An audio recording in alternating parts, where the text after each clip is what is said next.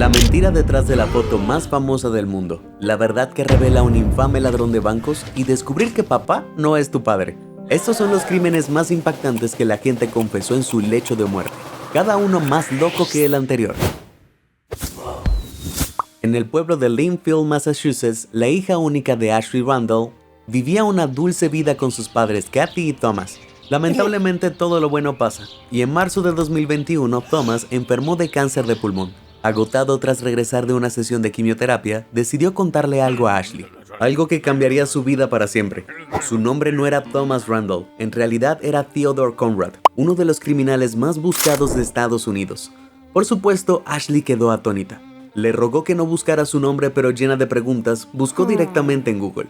Tras buscar Ted Conrad desaparecido, salieron cientos de artículos sobre su padre, y ninguno era bueno. Navegando por la página, descubrió que Theodore había sido un cajero de 20 años, que trabajaba en el Society National Bank de Cleveland, Ohio. El 11 de julio de 1969, inspirado por su película favorita, el caso Thomas Crown, robó $215,000 del banco, más de $1.800,000 actuales, y desapareció, hasta ahora. Tras leer todos los artículos y saber sin lugar a dudas que este delincuente buscado era su padre, Ashley se sintió fatal. Todo lo que creía saber sobre él era mentira. Incluso su apellido Randall era inventado, y el nombre que eligió, Thomas, probablemente era un homenaje a su película favorita. Para evitar que lo reconocieran, se dejó crecer la barba y empezó a usar un sombrero en público. De hecho, al recordarlo, muchas cosas cobraron sentido. Siempre que Kathy y Ashley querían viajar al extranjero, él siempre se negaba, alegando que viajar al extranjero lo incomodaba. En realidad, tener una identidad falsa significaba que no podía obtener un pasaporte. A pesar de ello, era un miembro activo de la comunidad. Jugaba al golf con regularidad, donaba a organizaciones benéficas e incluso era voluntario en excursiones escolares. Unos días después de la confesión de su padre, Ashley compartió la impactante noticia con su madre, quien estaba igual de conmocionada. Aún así, ambas le aseguraron que a pesar de lo que había hecho, todavía lo amaban y lo apoyarían durante su enfermedad. 2 meses después de revelar su verdadera identidad, Thomas o Theodore sucumbió al cáncer. Kathy y Ashley decidieron que llorarían a su esposo y padre durante un año antes de informar a las autoridades sobre su doble vida. Pero ese noviembre los alguaciles estadounidenses se presentaron en la puerta de los Randall. Resulta que después de la muerte de Thomas, alguien había enviado su obituario a un reportero de sucesos de Ohio con una nota que sugería que era Theodore Conrad. El obituario indicaba que la fecha de nacimiento de Thomas era el 10 de julio de 1947, la misma que la de Theodore, solo 2 años mayor. También mencionaba a los padres de Theodore, solo que con Randall añadido al final de sus nombres. Es más, en 2014 Thomas se declaró en bancarrota y los investigadores descubrieron que su letra coincidía con la de una solicitud de ingreso a la universidad que había llenado en 1967 como Theodore. El futuro estaba a la vuelta de la esquina y Kathy y Ashley admitieron que lo sabían desde hacía meses. Afortunadamente no se presentaron cargos penales contra ellas, solo tuvieron que vivir con la inquietante verdad. Como hemos visto, ni siquiera los padres son siempre el pilar de confianza que nos gustaría que fueran. Tomemos como ejemplo esta publicación anónima en BuzzFeed. Sí, todavía existe. La usuaria de BuzzFeed, a quien llamaré Ella, estaba visitando a su abuela en el hospital. Enigmáticamente afirmando que tenía una última cosa que hacer, la abuela de repente les dijo a todos menos al padre de Ella que salieran de la habitación. Ella, perpleja, esperó afuera con el resto de su familia un rato. Entonces finalmente su padre estalló en lágrimas. Antes de morir moribunda le había contado que de niño había necesitado una cirugía. Esta cirugía lo había incapacitado para tener hijos y por alguna razón no se le dijo. Pero la madre de Ella había dado a luz varios hijos. ¡Ah, cielos! En respuesta a la devastadora confesión, los niños se hicieron pruebas de paternidad y comprobaron que era cierto. No eran parientes del hombre que habían creído toda su vida que era su padre biológico. La madre de Ella lo había engañado. ¿Por qué demonios tardaste tanto en decírselo, abuela? De acuerdo, todos conocemos la icónica canción de los 80, Love Shack. Bueno, esa casa con techo oxidado podría ser más que una simple letra frutal. El Redditor Paper Hands McGee 213, nombre genial, compartió cómo su abuelo, al acercarse al final de su vida, admitió que la madre de Paper Hands no era su única hija, como todos creían. Dijo que hace mucho tiempo, en los años 50, había hecho algo en una cabaña en el bosque. Sin embargo, esto era menos una película de terror y más un drama adolescente. En ese entonces, el mejor amigo del abuelo no podía tener hijos, así que le hizo una propuesta. que embarazara a su esposa. Incapaz de rechazar tal oferta, el abuelo aceptó y viajó con la esposa de su amigo a esa cabaña en el bosque, enterrada en los remotos Ozarks. Luego se pusieron manos a la obra, ya sabes, pero no fue algo de una sola vez. Pasaron una semana entera allí. ¿Una semana entera? Me da dolor de cabeza después de una noche. Su amigo incluso lo sorprendió cuando fue a ver cómo estaban. No me lo puedo ni imaginar. La semana de depravación funcionó. La esposa se embarazó. El esposo, sin embargo, probablemente incapaz de mirar a su mejor amigo a los ojos, se mudó rápidamente fuera del estado con su esposa embarazada para empezar de cero.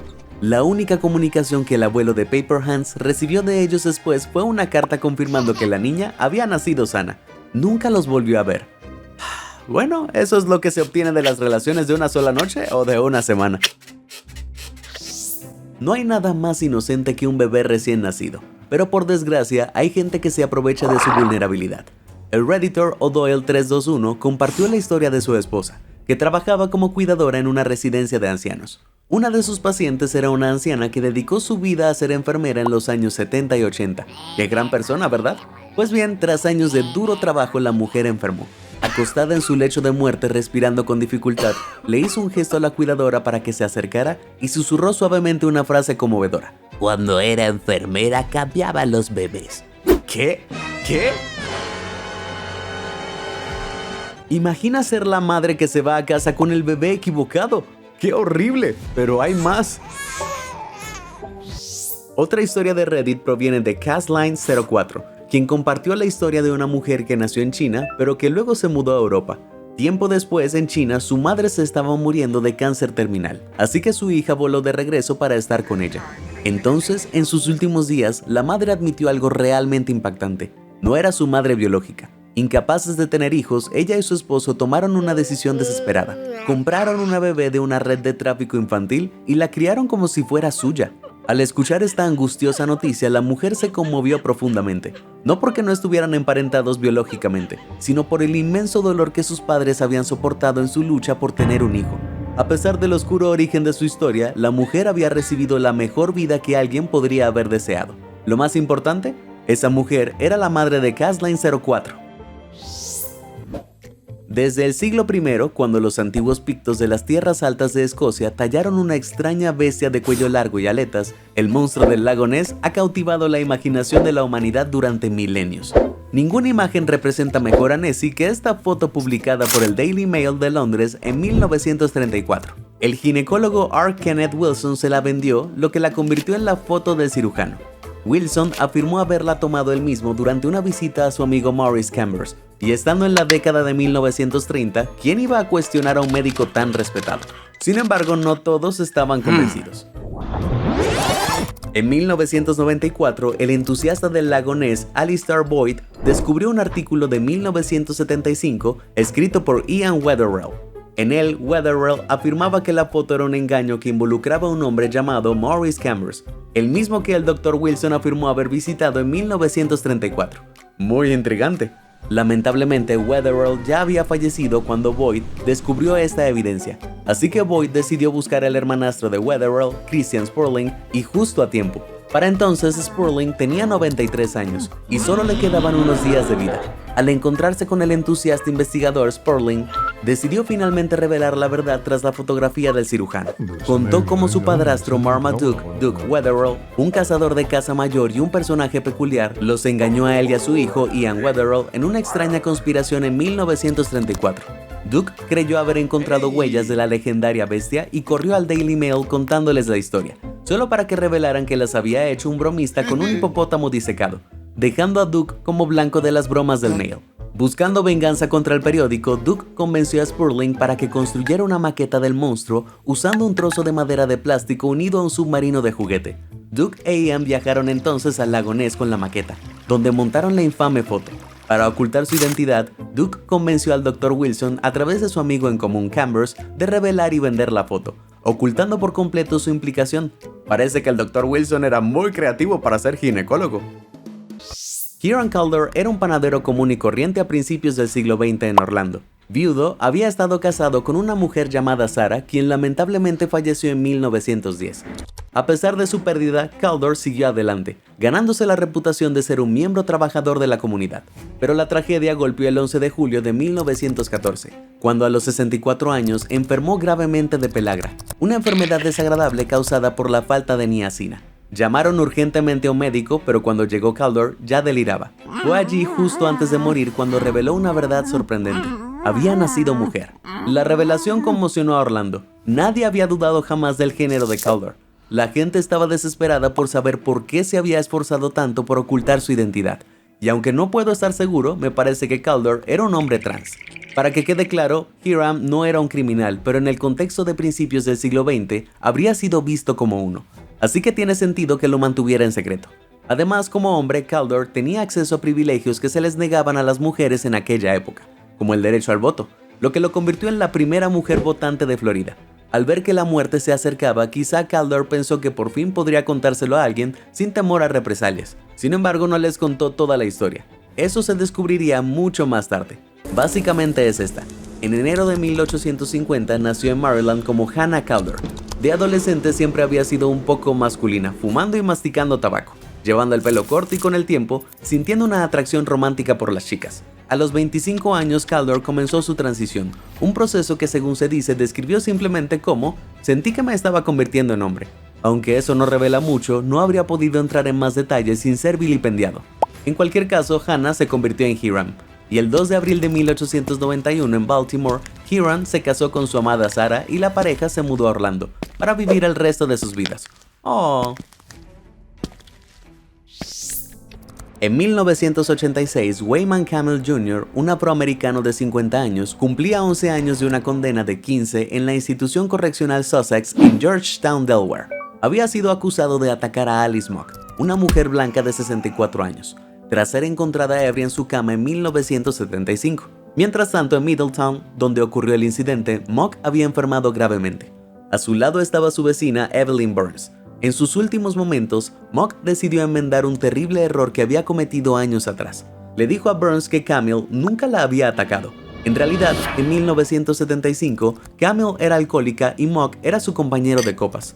Ella lo invitó a su apartamento, lo emborrachó hasta perder el control y le robó el dinero. Pero entonces, temiendo que se enterara del robo o que su casero racista descubriera que había dejado entrar a un hombre negro en la casa, Mock llamó a las autoridades, alegando que era un matón violento. Cuando el caso llegó a los tribunales, los antecedentes de embriaguez de Camille lo perjudicaron, y siguiendo el consejo de su abogado, se declaró culpable y obtuvo una sentencia reducida. El prejuicio racial influyó enormemente en esta decisión. Fue la palabra de un hombre negro contra la de una mujer blanca. Camille había quedado atrapado en las mentiras de Mock. 11 largos años después, Mock admitió haber incriminado al inocente y falleció poco después.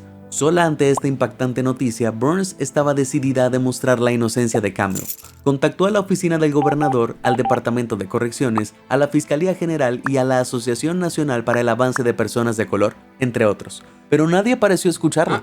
Finalmente tuvo éxito en enero del año siguiente, cuando sus averiguaciones llamaron la atención de Marian Harris, miembro del comité de la prisión. Después de entrevistar a Camille, Harris se conmovió y luchó con fuerza por su libertad. ¿Funcionó?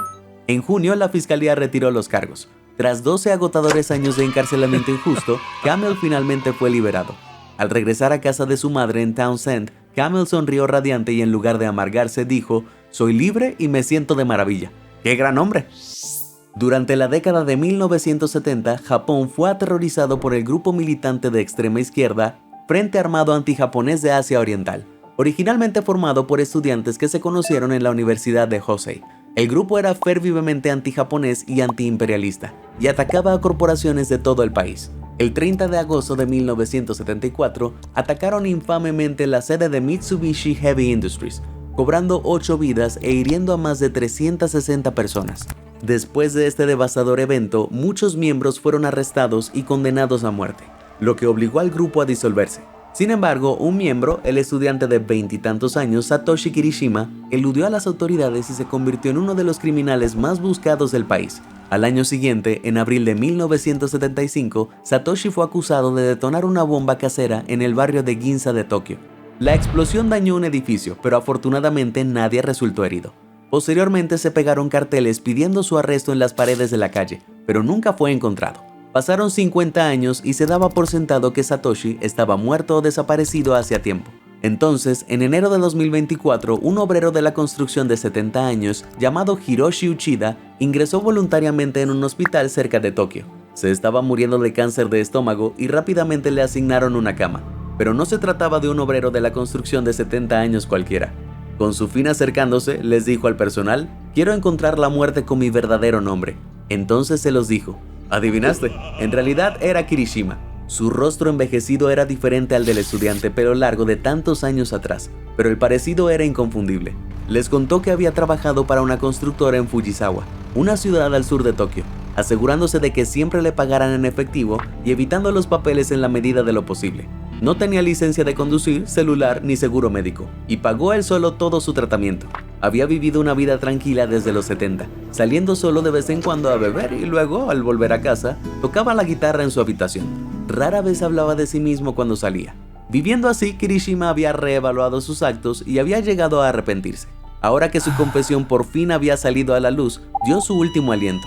Al mes siguiente, las pruebas de ADN confirmaron oficialmente que decía la verdad. Pero para aquellos cuyos amigos y familiares fueron víctimas de las acciones del frente, esta confesión llegó demasiado tarde. ¿Habría sido capaz de perdonar lo que hizo Kirishima? Es una pregunta difícil, pero si puedes responderla, házmelo saber. 11 de abril de 1967. La policía, al llegar a la heladería Hayes en Staunton, Virginia, se encontró con una escena espantosa. Liderados por el detective David Buckhock, se quedaron atónitos al ver a dos empleadas adolescentes que habían perdido la vida, Constance Mutz-Hevener y Caroline Perry. También faltaban $138 de la caja registradora, lo que llevó a la policía a creer que se trataba de un robo mortal. Al iniciarse la investigación, un testigo, William Thomas, informó haber visto a dos personas huyendo del lugar. Thomas no podía imaginar que su intento de ser un ciudadano servicial lo convertiría en el principal sospechoso. Fue juzgado y absuelto, pero la sospecha lo persiguió por el resto de su vida. Mientras tanto, el verdadero asesino seguía suelto. Una testigo, Joyce Bradshaw, presentó un relato que debería haber destapado todo el asunto. Acudió al detective Buckhock y le contó que había salido a comer una hamburguesa con Diane Crawford Smith, de 19 años, 2 semanas antes del terrible incidente.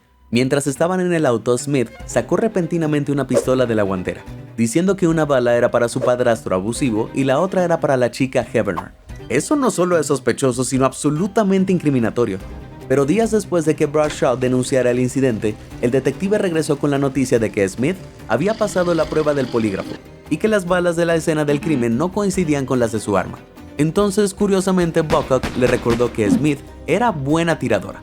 Bradshaw lo tomó como una amenaza apenas disimulada y no dijo nada más al respecto. Es un comportamiento bastante extraño para una detective, ¿no crees? En junio de 2008, 41 años después, Bradshaw se topó con un familiar de las víctimas en una venta de garaje. Eso le hizo recordar ese peculiar encuentro que había tenido con Smith, y una vez más compartió su historia con la policía. Esta vez escucharon, aunque el testimonio de Bradshaw una vez más no llevó al culpable ante la justicia. No, lo haría ella misma. Para entonces Smith tenía 61 años y padecía una enfermedad terminal. Internada en un centro de salud y rehabilitación, amigos y familiares la visitaban constantemente y hablaban de conceptos como el perdón y la redención, lo que debió hacerle remorder la conciencia. El 10 de septiembre la policía recibió una pista anónima de que Smith había admitido el crimen, y el 28 de noviembre Smith confesó en una entrevista formal revelando finalmente la historia que había ocultado durante más de 40 años. En 1967 Smith, aún adolescente, trabajaba en la misma heladería que sus futuras víctimas, Hevener y Perry. El problema es que Smith era gay, y en los años 60 esto era un gran tabú. Las otras dos chicas le habían molestado brutalmente en el trabajo hasta el punto de que en sus propias palabras lo habían presionado demasiado. El 11 de abril, Smith entró en la heladería con una pistola calibre 25. Luego robó los $138 y huyó. Pero ese no fue el único secreto que Smith reveló. Según ella, la razón por la que se salió con la suya fue nada menos que gracias al detective Buckhock, el mismo hombre que dirigía el caso. Tras cometer el macabro hecho, Smith afirmó que el detective la ayudó a enterrar el arma. Desconocemos los detalles de la relación entre Buckhock y Smith, pero sí sabemos que ella practicaba tiro en su granja. Aunque el motivo por el que ayudó a Smith sigue siendo un misterio y quizá nunca lo resolvamos, Buckhock falleció antes de la confesión de Smith. Una vez terminada su historia, la enfermera de 61 años fue arrestada. pero ella también falleció antes de que el caso llegara a juicio. Qué historia tan retorcida, pero al menos su confesión finalmente absolvió al pobre Thomas, incluso aunque tardara 40 años. Era el 12 de noviembre de 2004 en Massachusetts y Geraldine Gary Kelly, de 54 años, padecía un cáncer terminal. De joven regentaba un motel en California con su marido John y tenía mala fama. Tenía la piel llena de tatuajes, perros feroces como mascotas e incluso una boa constrictor. Pero ahora su motel, su marido y sus mascotas se habían ido. Con las pocas fuerzas que le quedaban, le hizo señas a su hija adulta, con quien apenas había hablado desde la adolescencia, para que se acercara. Entonces le confesó un terrible secreto. En algún momento de 1991 o 1992, Gary y John habían estado discutiendo cómo solían hacer, pero esta vez era diferente. Según Gary, John había estado bebiendo y se había vuelto violento hasta el punto de que ella ya no podía soportarlo más. Enfadada, sacó un arma de fuego y, bueno, ya te imaginas el resto. En aquel entonces la familia vivía en California, y ella les contó a sus hijos y vecinos que John había sido trágicamente atropellado. La hija de Gary, que había creído esta mentira casi toda su vida, se estremeció. Pero había más. Su madre terminó su relato con la escalofriante frase: "Revisen el congelador". Cabe decir que su hija la denunció a la policía, que logró localizar un congelador desconectado en un almacén en Somerville que le pertenecía. Curiosamente, el contenedor mugriento estaba bien cerrado y sellado con cinta adhesiva. A medida que se acercaban, los investigadores se impactaron con el hedor nauseabundo que desprendía. Sin embargo, quitaron la cinta y abrieron el congelador de golpe. Se encontraron con un espectáculo absolutamente horrible. 13 años antes, tras el terrible hecho, Gary claramente había guardado la, digamos, evidencia adentro. Luego la selló, alquiló un depósito y la guardó allí hasta 1998, cuando se mudó a Massachusetts. Gary envió su sórdido secreto con ella, pero mientras yacía en su lecho de muerte, era evidente que el peso de sus acciones se había vuelto insoportable. No voy a dormir esta noche. No todos los delitos implican robo u homicidio, algunos incluso son más diabólicos. Veamos esta historia de la redditora Orange Star, quien compartió la historia de su abuelo, un orgulloso siciliano con habilidades culinarias impecables. Solía deslumbrar a sus invitados con su sublime cocina, ganándose innumerables elogios por sus legendarias albóndigas. Pero en su lecho de muerte, la verdad salió a la luz. Sus albóndigas eran solo congeladas del supermercado. Eso es realmente despreciable. Otra revelación relacionada con la comida viene de Epic Boy Cold, quien compartió una loca historia sobre su tía abuela, que perdía la conciencia de vez en cuando mientras yacía en la cama del hospital. Delirante, empezó a soltar comentarios extraños que se volvían cada vez más frenéticos. Al principio, Cold solo podía distinguir dos palabras que repetía sin parar: niño e ingrediente. Entonces llamó a Cole a su lado con los ojos desorbitados mientras intentaba desesperadamente explicarle algo, y poco a poco Cole logró reconstruirlo. Apenas podía creer lo que oía. Resulta que la tía se había especializado en un método de cocina muy peculiar. Hervía huevos en la orina de un chico de cuadra y luego se los servía a su familia, sin decirles cómo los cocinaba. ¿Qué? ¿Cómo lo oíste? En su delirio insistía en que el chico estaba bien pagado, como si eso lo justificara. Pero adivina qué, esta comida es de verdad, con un nombre real: huevos de niño virgen. Sí, es originaria de Dongyang, China, donde a día de hoy sigue siendo una especialidad. En esencia, los huevos se hierven y se curan en la orina de un niño menor de 10 años, hasta que las claras adquieren un color crema y la yema se vuelve verde. Se cree que esta delicia tiene beneficios para la salud y la venden por las calles de la ciudad, que afirman que es riquísima. No gracias, en mi opinión esa tía era una mala persona. Bueno, estoy muerto, supongo que es hora de unirme a mi odioso abuelo. Pero antes de descender al más allá, ¿por qué no me cuentas qué crimen te impactó más? ¿Conoces alguna confesión en un lecho de muerte? Si te sorprendió toda esta información, házmelo saber en los comentarios del video. Y nunca dejes de sorprenderte. Muchas gracias por ver y suscríbete a Sorprendente.